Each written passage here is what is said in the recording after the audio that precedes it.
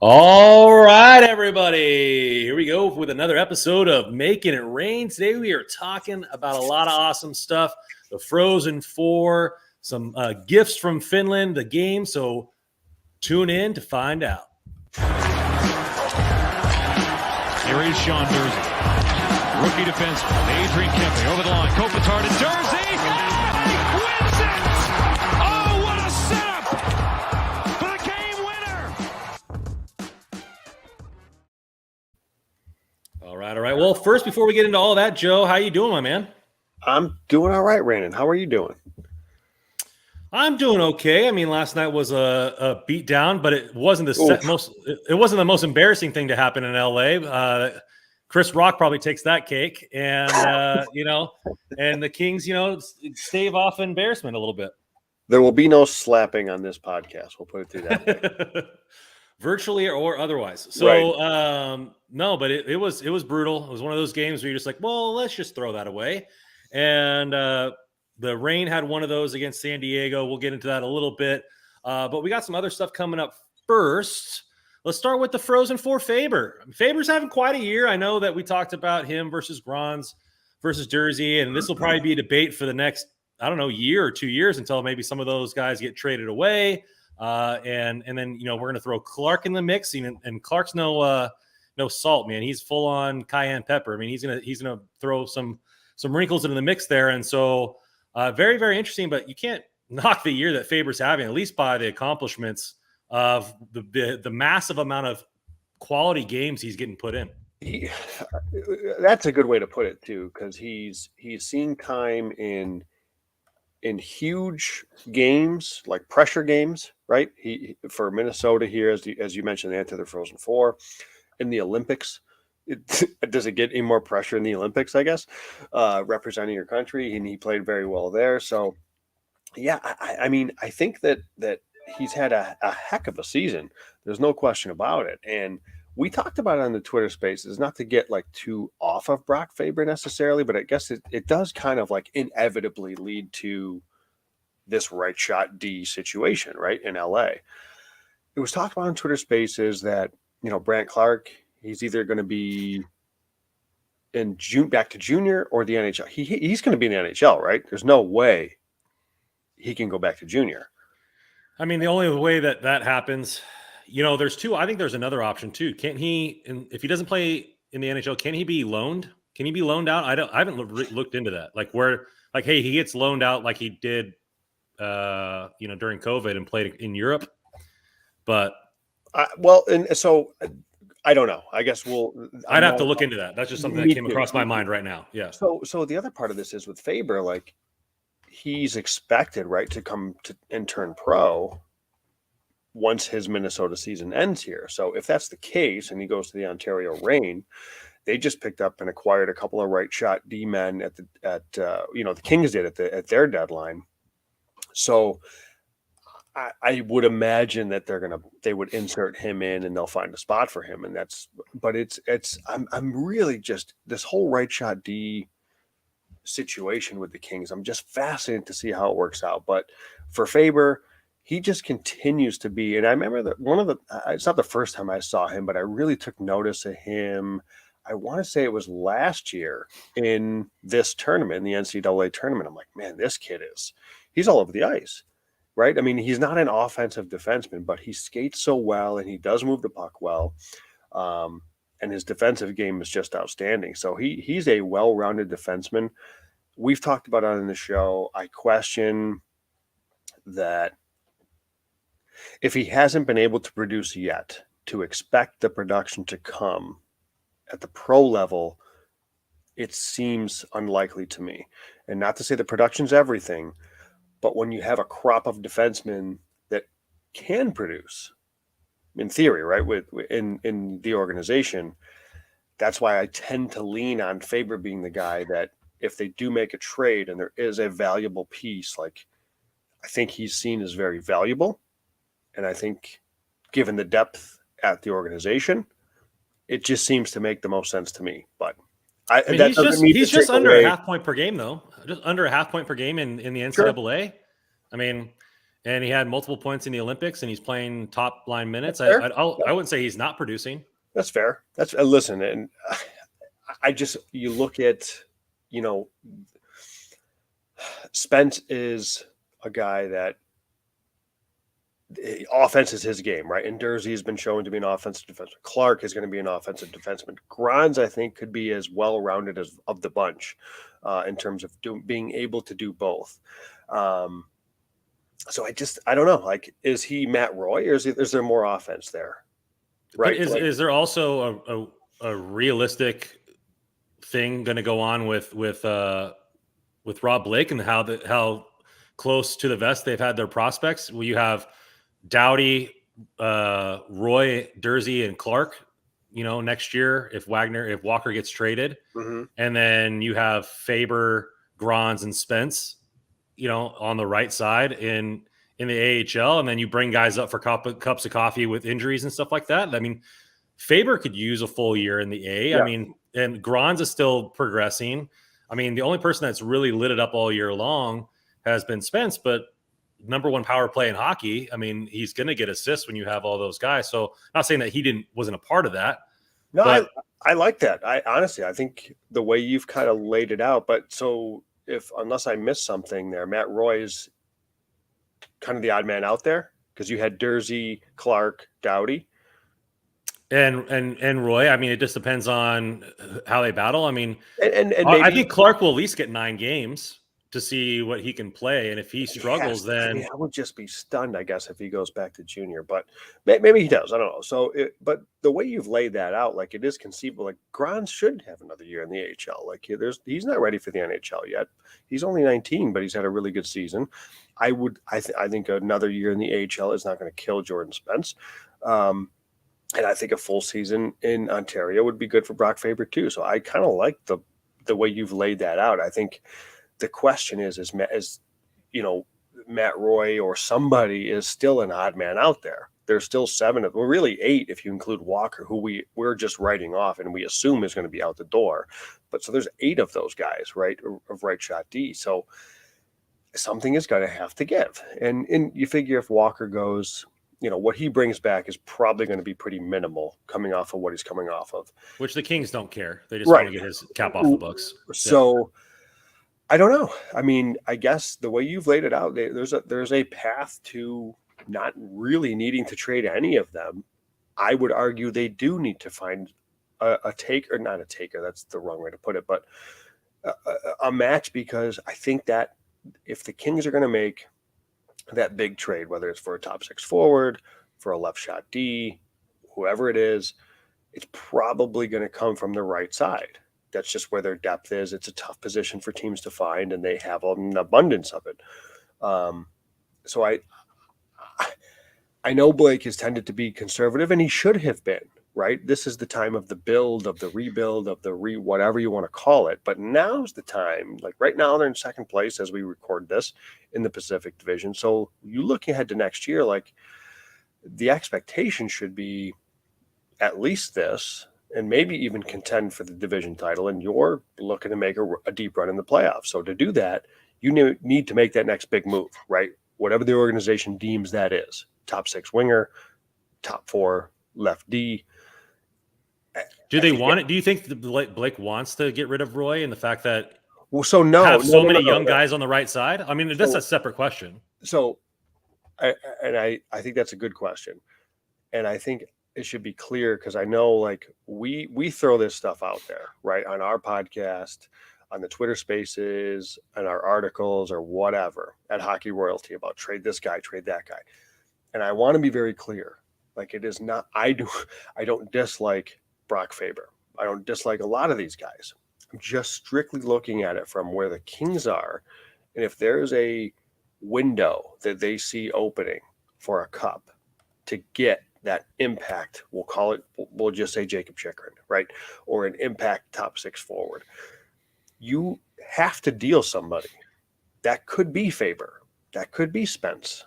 And I know that may sound crazy, but like at some point, something is going to have to give here. This is why you accumulate all these assets. So to answer your question, no, I don't think Blake, quote unquote, wants to trade probably any of them.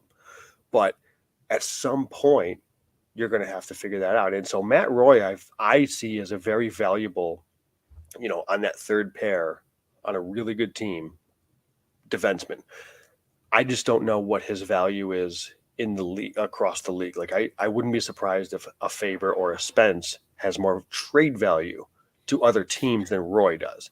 So I know people say, well, would just move Roy, but I don't know. I think those are two different. Those are two different trades, though. Like if you're trading Roy away, you're trading him to make room because you have better options coming up. But he's too good for that. He's too good to trade, I think, for just to. If you're trading, well, I mean, but too good in what aspect? Because then, like you said, Jersey's earned his spot this year. Clark is NHL or bust. And then you also have Clark's best asset is him on the power play. Is he going to be playing power play time over Doughty and Jersey? Are they going to run two defensemen similar to how San Jose runs their power play with Burns and Carlson, because their defensemen are their most dynamic playmakers? And so like you're going to have a lot of options. It just seems because they're so stacked that Clark is going to almost have to dazzle in those first 9 games and earn a spot, and it's not going to be clearly given to him, which I know fans are going to be pissed about because they want to see shiny toys play. And they're like, oh, well, look at all these young guys doing well this year. And by all accounts, I just posted today on my Twitter, Clark's averaging over a point per game in the OHL. Francisco Pinelli averaging over a point per game, and he won't sniff the Kings next year. He'll probably go back to the O. Right. But like these prospects are playing well, and eventually some of them are going to have to sink or swim. And you're looking at the Champagne line is doing fantastic so far since they've been back. That's why I think that the time is now. The time is this offseason for Blake to make that big move. Yeah. And I don't know, again, Forsberg fits the bill as that top 6 forward who's available because he's, at least right now, a pending UFA. But that doesn't require a trade at the least. That just requires cash. Right. So I would personally, I would try to keep Roy. I would try to keep Grans because I think Roy is a valuable piece to have the way he plays. Yeah. Let's bring it back to Faber though, and how it affects the Reign. Let's do that because I think that's a more impressive question. And so if he down the stretch, Reign have a little bit over 10 games.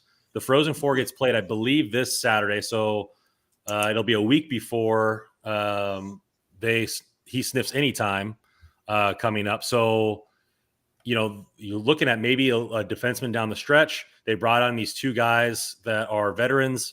Mm-hmm. Maybe they don't even need Faber. I've also heard rumors from other Kings creators that if they don't win the national championship, that Faber's thought about staying. So who knows if he's even a lock to come in over after the NCAA tournament, but it would definitely help. I mean, he's a different defenseman than what they have over there. He could easily slot in as their second right D. So I think he could be a top 4 defenseman for Ontario. So Helge Grans definitely help the power play or the penalty kill. Yeah, Helge Grans. You look at the right side; it's Helge Grans, Allard, and Nogier. The Allard and Nogier, the 2 guys they just brought in. I don't think that the Kings or the Kings organization, if Faber comes in, he's going to play, and he's going to play probably top 4 minutes, I would say. So, I think he should come. Like, I know again, if he says, he wants to take another kick at the can with Minnesota if they don't win this thing, I get that. But if he does, they're supposed to have the number 1 recruitment class this year, and they're bringing back a lot of guys, so they have a chance to be the number 1 team in hockey next year. So I totally respect that decision. But if he wants to come to Ontario, he can play. It's not as if this is the Ontario Reign that has Jersey, Spence, and Grans on the right side blocking him. Like this is Grans and then 2 guys they just brought in. So he can play. That said, I mean, Spence will be back for playoffs. He's at least eligible to come back for playoffs. Mm-hmm. So, but no, I think that there's a spot for him if he does decide to come. Speaking of spot, we got help between the pipes. So David Hrenak from St. Cloud State gets the ELC 1 year because of his age and everything like that. Interesting story here is that the NCAA allowed players to come back for an extra season because of COVID.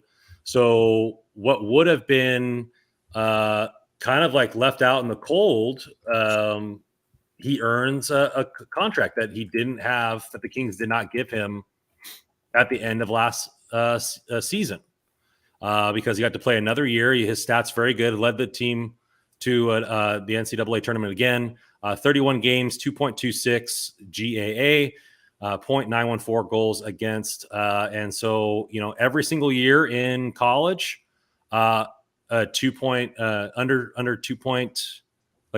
7 goals against average and over 906 save percentage. And so for St. Cloud State, obviously they're a little bit of a powerhouse most years, but definitely quality there in between the pipes. And we've talked about it ad nauseum a little bit this season that there hasn't really been a clear backup. You're giving me a look on the camera that I said something wrong. What's up? No. Okay. So what I was doing is I was taking notes and jotting down. It's like he just adds to this like crop of. So there's Villalta, who's has the reins as the Reign starting goaltender. Pun not intended there. Sparks, who was that veteran backup, but he's hurt again.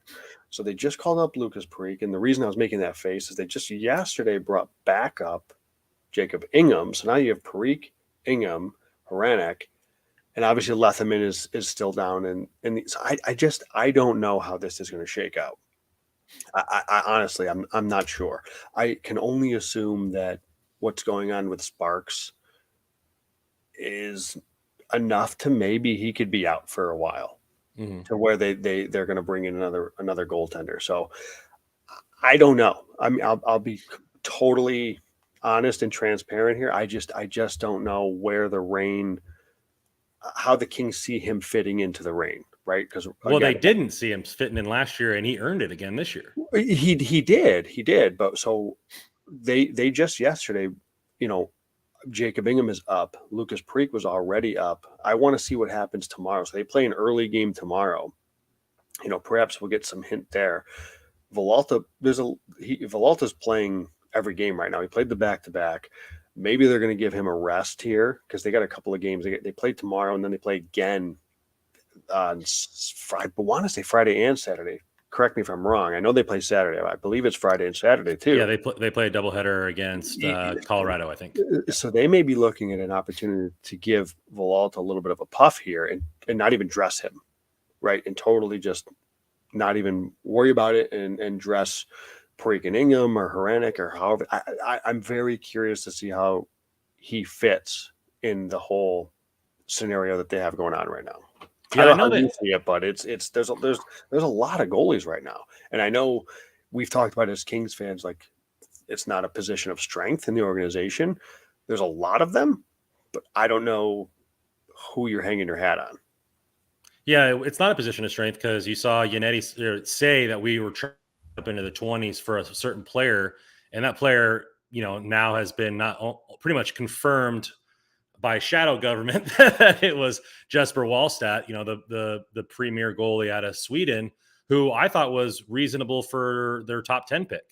And so, because I thought that was their weakest need there. I know you're not a big fan of the first round goalies, but if you look at last playoffs, the last 4 goalies in the tournament were all first round goalies. And so I think the stigma isn't as bad as it used to be, just because there's the amount of teams have full goalie coaches now. Where before it was just kind of, hey, like, let's throw you out there and I hope you survive. Now they have full staffs dedicated to that stuff. But to bring it back to the Reign is that all the other goalies in the system behind Villalta, and even Villalta to a little bit, has been up and down a little bit, had his down spots this year, which is fine because he's been getting peppered with over 30 plus shots a game, having to do a lot of these back-to-back. So I get it. But they haven't had anybody else step up. Parikh has had a couple games and then disasters. Ingham a couple games and then disasters. If you look at Hrenek's stats, like, they've been consistent his entire collegiate career. I know NCAA isn't the AHL, but St. Cloud State ain't no slouch, and they play good teams all the time. He flat out carried them last season. And so I'm looking at it like, okay, well, this guy's riding high off of confidence. He just earned this ELC. Let's give him some games down the stretch. I mean, I assume Villalta is going to get every game in the playoffs, but let's rest him. The Reign are in. So I don't know how much seeding affects this tournament besides home games, but ultimately, I don't want Villalta to be doing back-to-backs for the rest of the season and have weak legs going into the dance.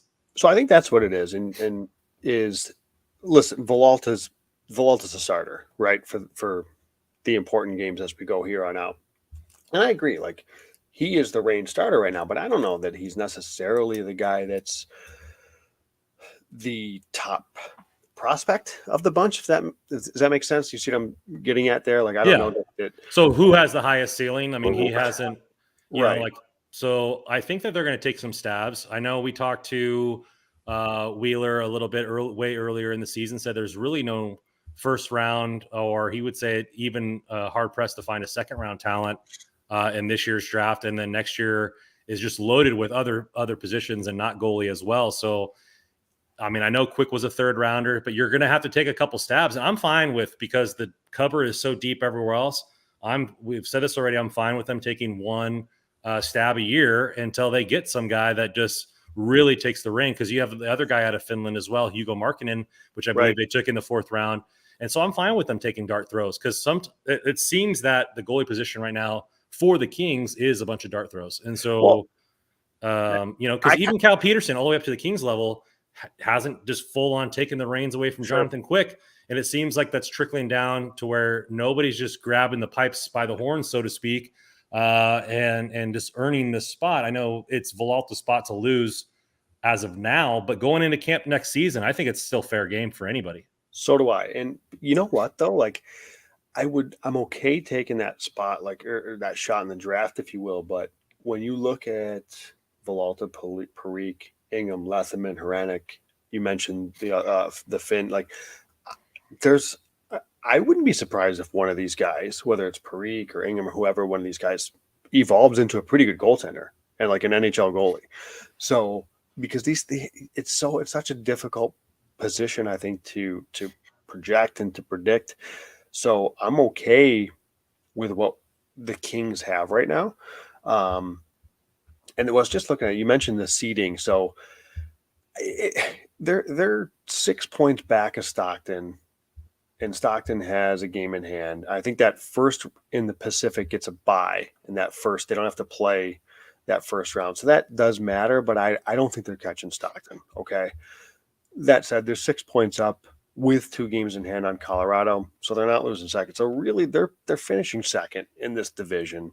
You could find days here to give Villalta time off and give, like you mentioned, give Hrenak a game or two and see what he looks like at this level and start to mix in some other guys, because I think they're probably pretty comfortable in second place right now. So with a dozen games left, 13 games left, they got 3 games in 4 days coming up. Villalta should probably only play one of them. He's played a ton of hockey here.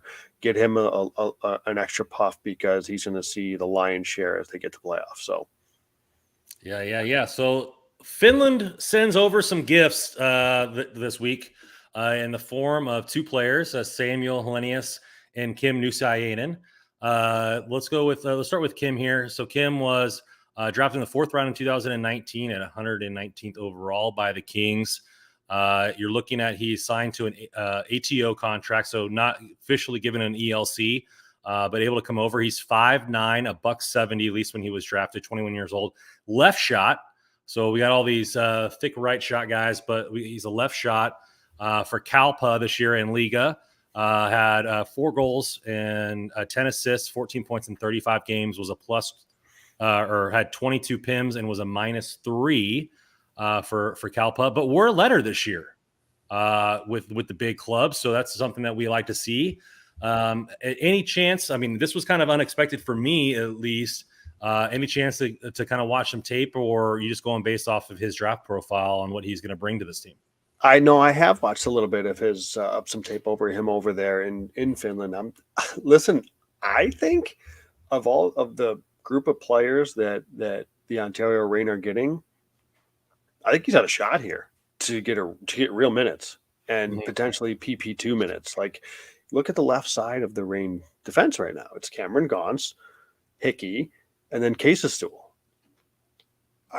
I don't think that there's a huge obstacle for him here. Like, Casestool has been a guy that full marks to him. He's been here since I believe early January. Not the Norwegian. I know we've talked about him on this pod. Like, I give that kid full credit. He's even moved up and played forward in a pinch. So, but you have a Kings prospect. He's got a shot. Like, you look at his tape and you look at what he can do. He's really good in the offensive zone. He's good with his lateral movements, especially on the power play over there in Finland. Like, I think he's got a shot to play some decent minutes and maybe some PP2 time, because I figure Granz is going to run PP1, and you look at like the rest of their D core, none of them are really offensive defensemen like he potentially could be. Yeah. That's not Gaunt's, and I wouldn't be surprised the fact that they moved Marcus Phillips. They probably knew this was coming, like they were going to get another left shot D here in the not so distant future. So I actually, of all the guys that they've brought over, he's the one I'm most intrigued about. I don't know what to necessarily expect. I'll be very curious, and maybe we'll find out as early as tomorrow morning. But this is a player that I think could see some time on the left side. I don't think there's anybody that's blocking him, and I think they're missing that offensive defenseman that he has the capability to bring. Yeah, different set of skills going on there. You don't know what Hickey's going to be doing for the Islanders if he gets brought back up. So then that gives you a little bit of extra padding on the left side.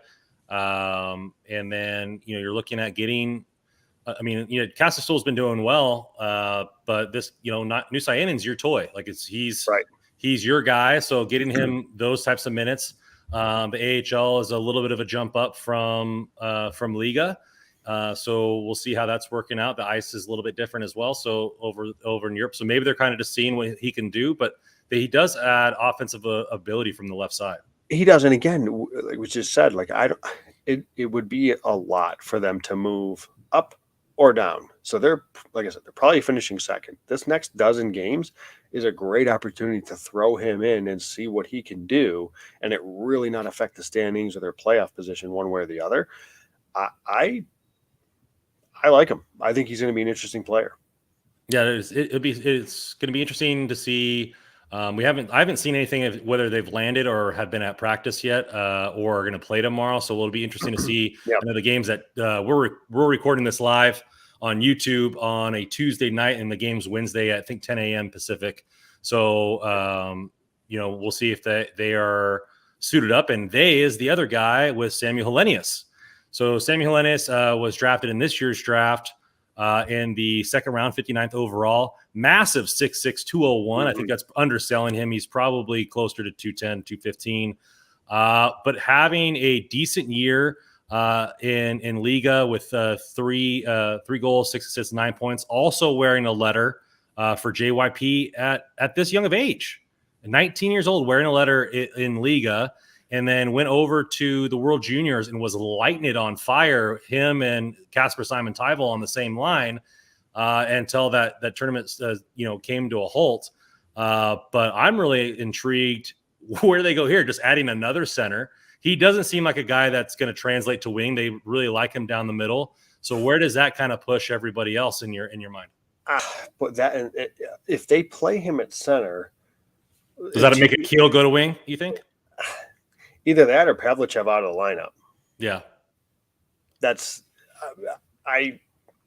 those are the two options for me. And I kind of lean Pavlichev out of the lineup, or maybe they move Pavlichev. He may have played wing, actually, Pavlichev, early in the season on an off game. I could be off on that, but that might be the tallest line in the history of the AHL if you keep both of them on the same line. and the other guy they brought over, Andre Lee, who's now coming to play. He's a big boy too. Hellenius, the over 6'6" line. Yeah, Hellenius, Pavlichev, and Lee. What a line that would be. They should put that together just for our sake. The skyscraper line, yeah. Humor us. But Hellenius, I should say.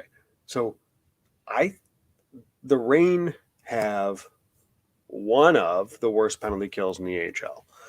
And this is not to say that this young kid coming from Finland is going to save the penalty kill, but he's a player that can effectively play the penalty kill. He's a good defensive center. He's a 200-foot player. And I look at, there's two things. Like I look at the write-up that Scott Wheeler did in his most recent, in the pipeline rankings. Hellenius wasn't ranked very high for the Kings. He was all the way down to 18th. And I think the reason is guys this size, you just don't see them make it that often. Let's be honest, right? The Brian Boyles, if you will, they don't make it very often. That said, for the Reign, he could be really effective as a two-way forward and as a penalty killer. And he mentioned in his write-up that he's a guy that the coaches love him. He's a heck of a teammate, and they feel that they can trust him into winning battles and playing defensively. And the other part of this where I was going was watching him in the World Juniors. He was really good as a defensive forward, particularly on the penalty kill. So I'd be interested to see if the Reign bring him in and try to integrate him relatively quickly on the penalty kill, because it's been a sore spot for the team, and maybe give the likes of a Fagemo who's played some PK time, Jared Anderson-Dolan who's played some PK, maybe give them scale back a little bit on their PK minutes, give it to a guy like Hellenius, and have them a little bit more well rested for 5-on-5 play. So I think Hellenius is an interesting forward that he brings in. That there's a crop of forwards here in Ontario right now, but a lot of them are relatively new, right? Because you look at who's in the NHL right now: Kapari, Byfield, Velarde, all guys that could be back down for playoffs, by the way. So how it shakes out come playoff time versus right now, we'll see. But he's going to get an opportunity to perhaps have a positive influence on the penalty kill. Well, if all those guys keep playing the way they do, they might be up in the Kings for the playoffs. Well, and let's hope the Kings have a deep run in the playoffs to keep them there. Right. Yeah. Exactly. So I really like this kid's game. Like I said, in the World Juniors, he was tearing it up, showing offensive ability as well as defensive ability. He brings something different with his size and his defensive acumen. The Reign are known for all their forwards being more offensive minded. Kill Thomas is 200 foot. Anderson Dolan has some defensive skill. Samuel Fagemo has been progressing in that area, and Turcotte is known more for the defense. But they are all drafted high and have that offensive expectation, where Hellenius can just, like you said, play the PK, come in there, grind, use his side, lean on people, especially in the AHL, where the league is a little bit bigger than the NCAA. It's a little bit bigger than the OHL and everything like that. So having that big body in there, and maybe they get the Bash brothers together with him and Baby Giraffe and go at some people. But I like it. So I'm trying to figure out. There's 5 forwards now. So I should be clear. I don't know the extent of Tyler Madden, his injury, or Turcotte's injury. They've been out for a bit now. So I don't know what when they're projected to come back. But you look at, there's those 2. Ferk has missed the last game. Now you've got Hellenius and Lee. That's 5 forwards. Like, not to mention the 3 in Ontario, or excuse me, Los Angeles. There's potentially 8 forwards that could come in to the lineup at some point. Yeah, that's fascinating to me. Like, I don't know. I mean, I know you've got. Jacob Doty's been in and out. Pavlichev's been in and out. And Ward is starting to look good too. Ward's been really good. I mean, he's playing alongside Tyne and Fagemo. I think he's looked really good.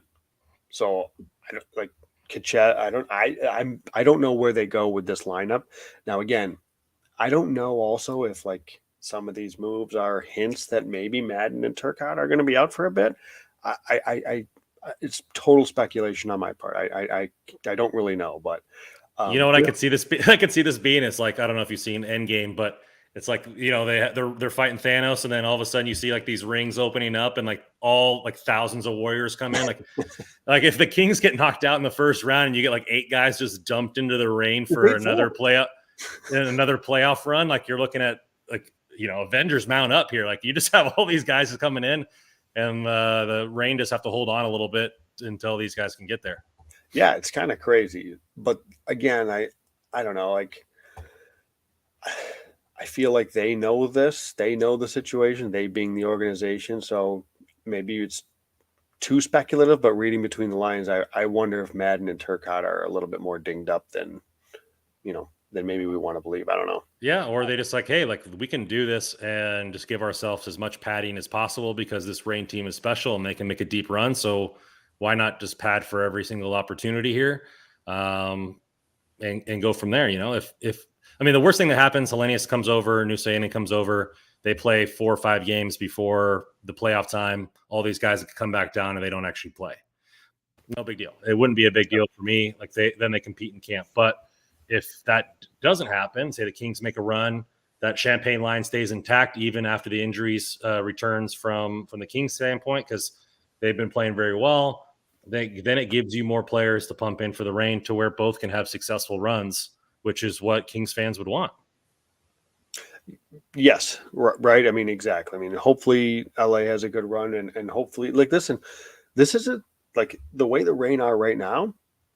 This lineup is not the same Reign team, obviously, as it was a month or two ago. This is not the same dominant Reign team that we saw earlier in the season. This is a team that is vulnerable, if we're being honest. Like, they're missing a ton of guys that were huge contributors, and we've talked about their depth, and they have it, but when you're missing the talent that they're missing, be it call up or injury, a first round series win is not exactly like a lock anymore. I mean, I hate to say that, but this is a different roster right now. Well, we'll see how it works out here. Let's get over to our friends here at DraftKings for our commercial break here. The NHL season has been packed with dirty dangles, hat tricks, and big wins. As action rolls on, DraftKings Sportsbook, the official sports betting partner of the NHL, has your shot to win big too. New customers can bet just $1 on any team and get $150 in free bets if they win. That's right. A bump in the win column for your team means free bets for you. Sportsbook isn't available in your state yet. You still have a shot to light that lamp. Everyone can play for huge cash prizes with DraftKings Daily Fantasy Hockey Contest. DraftKings is giving all new customers a free shot at millions of dollars in total prizes with their first deposit.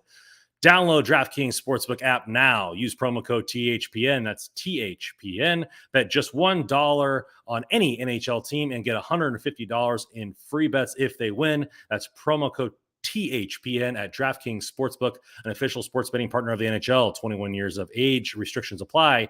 See show notes for details. If you or someone you know has a gambling problem, crisis counseling and referral services can be assessed by calling 1-800-GAMBLER. That's 1-800-426-2537 in Illinois, Indiana, Michigan, New Jersey, Pennsylvania, Wyoming, and West Virginia. 1-800-NEXT-STEP in Arizona. 1-800-522-4700 in Colorado and New Hampshire. 888-789-7777. Visit http://ccpg.org/chat in Connecticut. 1-800-BETS-OFF in Iowa.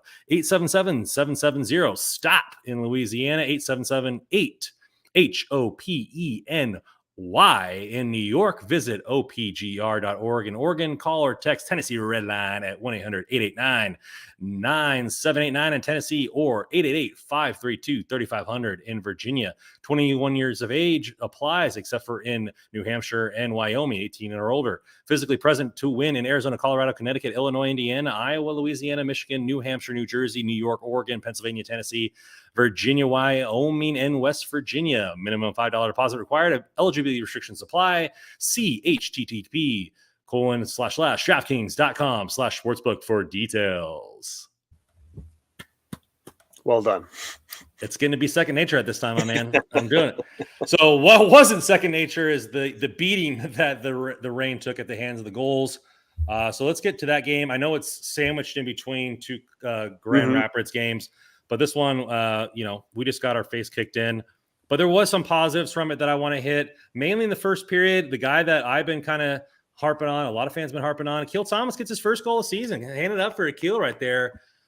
Much needed elation on his face, and gets that goal in the first period. Yeah, and you could see, you could see it was relief, I think, right? His reaction to the goal. You needed that. I mean, they were down 2-0 at the time, and they had a 5-on-3 power play. So there was a penalty the Gulls took, and I believe it was a face-off violation that led to the 5-on-3, if I'm not mistaken. So they had pretty much 2 full minutes worth of 5-on-3. And they actually went with 5 forwards. They had Tynan, Anderson, Dolan. Thomas was in the middle. and then Kachev at the left point, Fagimo at the right circle. So they went with 5 forwards, which not too surprising when you look at the fact that they've got Durzi and Spence up in Los Angeles. So, and they did a nice job. They ended up creating a situation in front of the net. There was a scramble. Thomas pokes it in. So relief. It was important for him to get off the board. He's played pretty well of late. Pucks just haven't fallen, so that was nice to see that he gets one. But unfortunately, it was probably the only positive of the game that we could take. Yeah, interesting game here. If you just look at the blind stats and you weren't watching it, I mean, we outshot San Diego 43-26. We didn't allow our power play goals, so it only took 3 penalties all game. So it was just kind of puzzling, to see, this our team get hounded here. But Ole Eriksson Ek has it seems like every game he plays is tough, no matter how well his team is playing in front of him. And the first period, it was awesome. The Reign outshot him 12-4. And again, I know they had the lengthy 5-on-3, but leading up to that, it was a really good period for Ontario. It was a bit unfortunate to find themselves down 2-0. The first one was just a giveaway. It was a dump in by the Gulls. Noje he went up the wall and gave the puck away, and there was a throw in front of the net, went off a player in front, Elvenis, I think it was, and into the net. It was a fluke goal. Not much you could do. And then the second was just a bad bounce. It was a dump in behind the net. It takes a really strange bounce behind the net off of Villalta. It ends up in front, and it's just kind of poked in by Limoges which was basically an empty net. It was 2 relatively fluky goals, and you're down 2 goals, 2-0. But they ended up, getting one back on the power play, but couldn't get much going the rest of the way. And the power play coming into that game was 3 for its last 20. It's something we've talked about, on this show, that the power play's been struggling a bit. You got Spence now back up with the Kings for a while now, and the power play is not clicking the way it was. I mean, we've dropped close to 7 points percentages. They were over, I think they were at one point at around 32%. And now we're down at 25.9, and we're still first in the division. So it's not like comparatively to the rest of the division, we're still doing well. But I mean, it used to be any penalty by the other team, that was a goal. And with the PK woes, which incidentally have gotten a little bit better at 76.6%, we're 7th. It kind of made up for that. And so hopefully they can get off the schneid and get some of these guys back. But like I said, we want Velarde and Kapari and Byfield playing with the Kings if they're playing well. And it's just going to be something that the Reign are going to have to deal with, for the rest of the season and into the playoffs, as long as those guys are with the big club. Yeah, and they're going to have to figure out a way to get this power play going. And one thing I didn't mention before when talking about the left shot D is Christian Wolanin was out this game with an illness, and I don't think he played last game, if I'm not mistaken. So he's another one that's going to be in that left side mix. He's seen some power play time normally in the second unit for the Reign. So he'll be somebody that'll be key to get back in on the blue line. But yeah, it was a game. Again, it's a game where they're missing firepower, right? The Reign are human, where for most of the season, they were so good and so dominant and just could score almost at will. Where right now, though, it's like I said, it's a different roster. It's a different team right now. Especially when you take Furk out of the lineup, because he's missed the last couple of games. So it's a tough lineup right now. When you take that nuclear shot out of any equation, you're going to be not as good on the power play. Particularly on the power play, right? So we can just scratch that out of our mind, but it's something to put, or scratch that game off the books, but, keep it in the back of our mind that this might be something that the Reign might have to win games different ways until the power play gets settled, where before they were just an absolute juggernaut. It's not like the stats are lowering for the main guys, right? TJ Tynan still with 81 points on the year, tied for first place there with quite a bit less games. So he's still in the race for MVP, 68 assists on the season. But, when you're missing the power play one guy in Spence, which that might get sorted out here in a little bit, when people get back from injury with Doughty and Roy. I envision that he will be the one that is the casualty and gets sent back down, since he's was part of the paper transaction allowing him to do so. But who knows? I mean, people are saying that it's an unknown amount of time for both those guys on the right side. And so we'll see how, when that will tip in that direction. But like you said, they're pretty much locked into second place outside of some catastrophe going on for either the Heat or for the Reign. And so it'll be a good time to tinker with that and see what other options they have to get it moving in case Spence isn't available for the playoffs. I really want to see what Nusayainen can look like. Honestly, I think he's an intriguing defenseman. We talked about him earlier, but I would like to see what he can do on the power play. Let's move it on here. Let's go to Grand Rapids here. We had 2 games, sandwiched on the outside of that goals game. Let's start with the first one here on Tuesday, the 22nd. Reign 6-2 against Grand Rapids. And Ferk gets it up with right in the beginning of the game, 15 minutes in, from Tynan and Ward getting his first assist of the season. Yeah, and Ward, hey, they've put him up there pretty much right away, and he's asserted himself. He's a guy that's involved in the play. He had 3 assists this game. He's looked very good. He's fit right in, I think, on that top line, and there's been an opening, right? I mean, you've had with even when Ferk is in, they were looking for that. Braden Burke's been up there a couple of times. They've had other guys sprinkled up there with Turcotte out, Madden out. Like there's that many more spots available. So he's taken it, and he's at 4 points in these last 3 games. And I think he's looked pretty good. He's playing a role.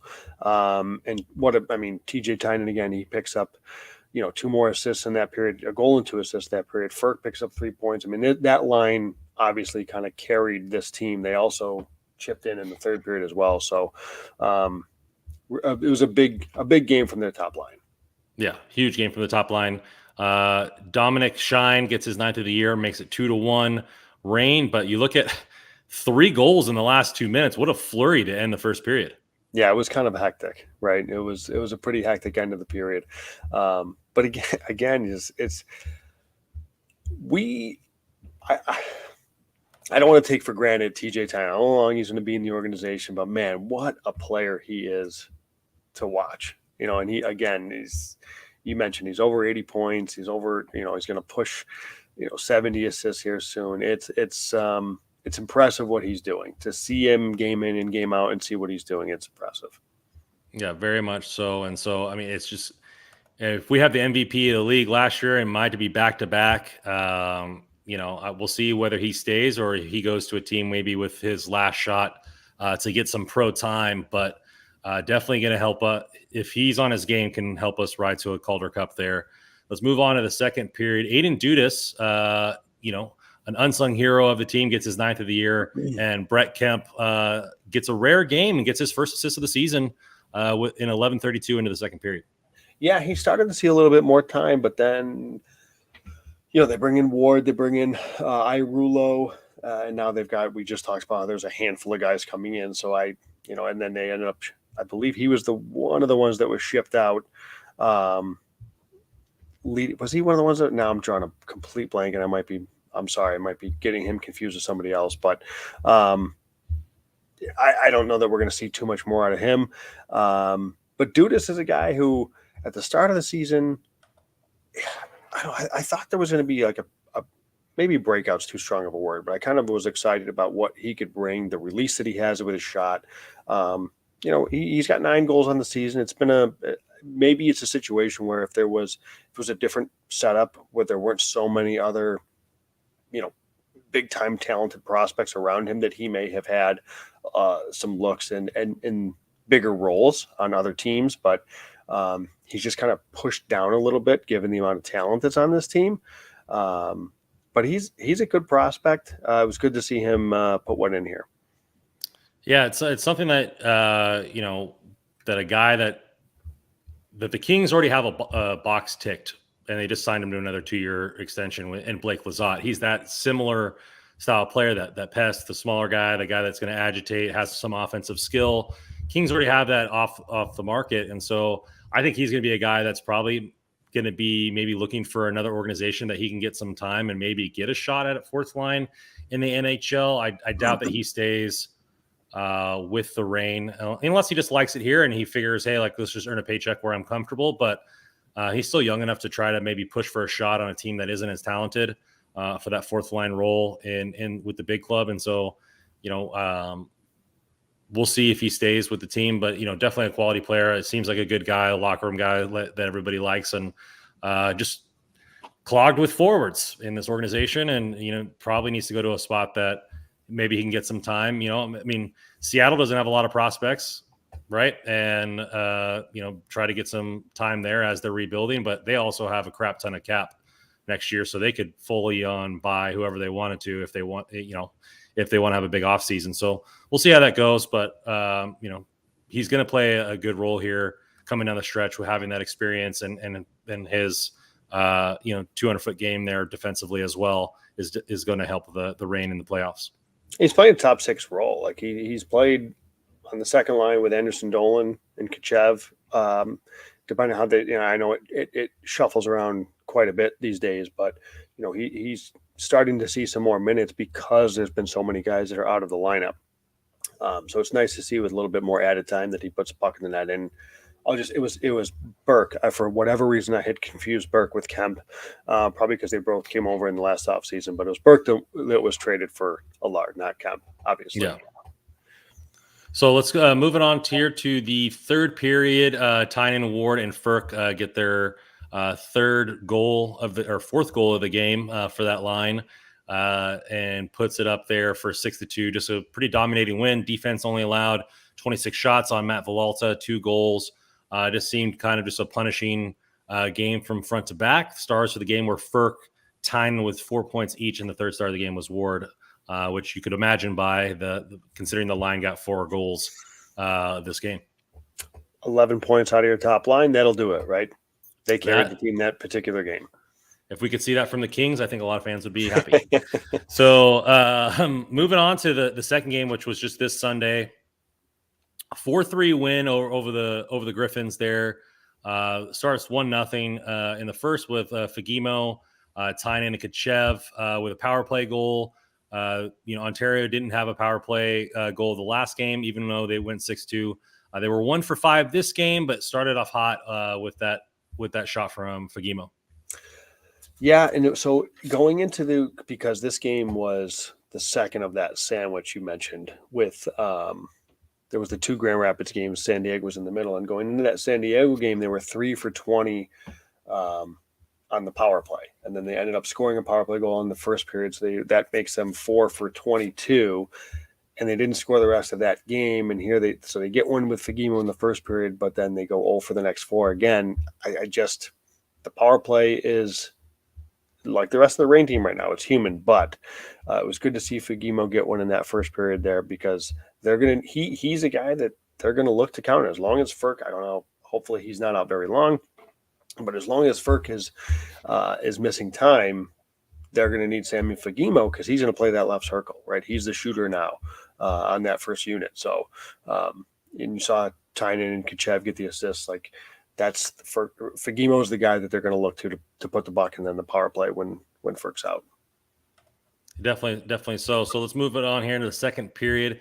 A little back and forth action, but the defense carrying the point scoring with Cameron Gauntz getting his 4th of the season and Thomas Hickey with his 5th goal. Vladimir Kachev silently with his 20th and 21st of the season. Came in super hot and then kind of got a lot of healthy scratches, but every time he's come into the game, he's quietly getting assist here, assist there. And you wonder, this will be an offseason question. Is he going to stay here? Is he going to go back to the K? Is he going to try another team that maybe has more availability? I.e. the Seattle Kraken or maybe the Red Wings or Montreal, some team like that might have a little bit more openings with the big club to really get a longer look than a couple games. But definitely helping the Reign in the second period here with 2 assists. He's an enigma. And, maybe in a different scenario where the Kings didn't have just so many players in the organization that seemingly every position, that he just Didn't get, he had a short look in the NHL to start of the season. I'd say he's had a fine AHL season. That said, he had a stretch there where he was healthy scratch for some games too. It's not like he was a lock to be an everyday player or everyday. I don't think that was because of play, though. I think that was just because the cupboard was so stacked. Well, but like, yes, but at the end of the day, if he was that good, if he was playing that well, he's going to play, I think. So I see what you're saying, but that part of that is his play. Like if he was playing that well, then he was probably going to see some time. But I mean, he's outside. So for guys that have played more than just like a game or two, yeah, you're looking at 1, 2, 3, 4, 5. He's 6th on the team in points per game. Like played, like so. I don't know what's going on. Like to me, his defensive is not that bad.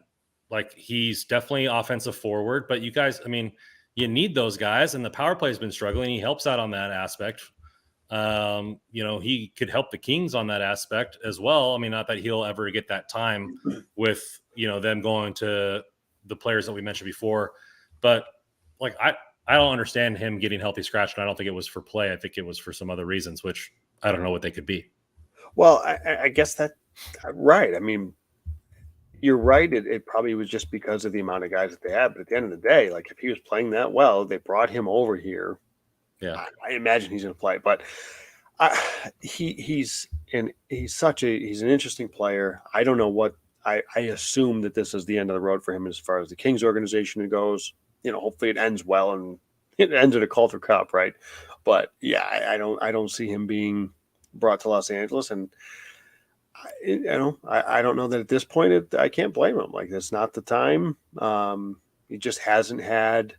There's obviously something not there with him that they want to be. So yeah, hopefully Kirill Karasanov can break this bad luck of Russians for the LA Kings. The draft pick there, and but yeah, just not a lot of success with the Russian names there. No, man, and again, he's a talented player. You see what he does in the power play, and I know like this is actually a conversation. I don't know if you were involved in it on Twitter. Actually, this came up about Kachev and how why hasn't he gotten a shot? He could be helping the power play. He could be top line. I just disagree. I guess he could help the power play. I guess, but he's not an NHL player right now. And I don't think you can bring him up and play him in any meaningful role in the NHL. I disagree. Okay. I think he's an NHL player. And, like they've been sprinkling everybody else up there in the first and second line. And I know Trevor Moore has proved me wrong, but he didn't scream second or first line to me at all until this goes. Danault has been pretty much been able to carry anybody, on that line. I'm, probably including you and me for as well as he places 200 for a game. And I can't even skate backwards. So, Kachev wouldn't be too hard there, and have an Arvidsson who will like to shoot. Kachev likes to pass. Not saying that he couldn't play up there. But I guess who's coming out? My thing is who's coming out? So I was answering from could he, and is he talented enough to play up there? Yes. Are they going to put him above getting Kupari and Velarde and all these guys ice time? Are they going to take more out of that line and move him up to the first line and then put Iafallo all the way back to the fourth line? Are they going to take these? So probably not. So like there is no room up there, but he could play, and I think he would do fine with guys like Danault. I think he'd be fine on the first line with. Kopitar plays more of that possession game. Kachev's not the greatest skater, so his cerebral nature could help out and find Kempe in the slot and stuff. So I see like his talent would fit in that area, but there's no opening. So like we could debate this all we want, but there's nowhere to put him. I guess we'll see what happens with him in the offseason if there's another team that gives him a shot. He's still young enough. I hope so. He's a fun player. Like I want to watch him in the NHL. So I hope that some team gives him a look. But As much as a team that needs to get younger and cheaper would be the Sharks. and they have a pretty good core there, and he'd be young and cheap, and they could give him a shot. And their prospect pool isn't that great, so that could be a team that might take a stab at him as well. But we're creeping up here. They'll give you an idea of how NHL teams look at him, right? This offseason. We're creeping up here on an hour, so let's close this one out and get to our Reign Star of the Week after we finish this game here. In the third period, Griffins tie it back up. We move it to OT. Cameron Gauntz with the game winner. 2 goals in this game for Cameron Gauntz there. Ward with another assist. Quality 2 points for the Ontario Reign in this one. Yeah, and the OT goal was one of those. It was a odd man rush. Shot goes up in the air, comes back down. Gauntz bats it out of midair. It was briefly reviewed, but it was very clearly under the crossbar. So heads up play by him. Nice to see the Reign pick up 2 points. Very much so. Very much so. So let's get to it. Reign Star of the Week. I'll let you go first, so I don't beat you with this one. But go ahead and outside of TJ Tynan, who are you taking? I'm going to give it to the kid that's been playing on his line, Taylor Ward. He's got 4 assists in these 3 games. I think he's played a pretty solid game since he's been up. They've pretty much given him a shot alongside Tynan on that line for most of the time that he's been here with the Reign, and I think he's answered the bell. 4 points in these 3 games. He's my pick for this week's Reign Star of the Week. Yeah, I'm going to go with the guy that got the overtime goal in 2 games. I'm going to go Cameron Gauntz. Unsung hero. It was between him and Kachev for me. I had him. Yep. You picked my guy, so those are my honorable mentions there. And Cameron Gauntz, kind of an unsung hero of the team this year, not really talked about too much. And so had a quality week with a couple, got on the, lit the lamp twice in a quality situation, and has stepped up in the absence of the defensemen that have been pulled up in Revoire and Strand and all these guys. And the Reign are going to need him down the stretch to play some meaningful minutes. So Cameron Gauntz, Reign Star of the Week. He is the veteran, the stalwart on that blue line right now. So as you mentioned, they're going to need him. All right, man. So let's go over the games to watch. As we said, we were recording this on Tuesday night, so you might be hearing this while the San Jose game is going on, Wednesday the 30th at 10 a.m. And then 10 a.m., by the way, 10 a.m. Yeah. So get your coffee ready there. And then Friday, Saturday against the Colorado Eagles. If you're looking to catch Brock Faber, they play the 7th of April at 7:30 Central against Minnesota State, the number 1 overall, or the number 1 seed coming out of that bracket. All the number 1 seed make it except for Minnesota. Minnesota beat Western Michigan 3-0 to knock off the number 1 seed in their bracket. All the games are going to be played, I believe, on ESPN or ESPNU. So if you have standard cable, watch a young prospect in Brock Faber try to hoist the cup in the Frozen Four. Absolutely. He's a fun one. So as always, you guys can find us at hockey_royalty on Twitter. Here at the YouTube channel, just search Hockey Royalty there. Thank you, as always, to our friends at DraftKings THPN. You can find all the articles post game, feature pieces at hockeyroyalty.com, where our gear is as well. If you're watching on YouTube, Joe Paterino marking the double sticks on his chest for the Hockey Royalty logo. Joe, where can they find you on the Twitskis? At JW Paterino. I'm at Rando Commando 24. Russell Morgan is going to be doing a lot of these more Twitter spaces, so we have a lot of fun in those. I had a little bit too much fun on Sunday, but we're doing those every week, going up to playoff time or every other week, and we'll be getting going here, getting all the Kings news out for you. It's going to be a fun time for the Kings and Reign as we steamroll into playoffs and then the off season. As always, go Reign and go Kings go.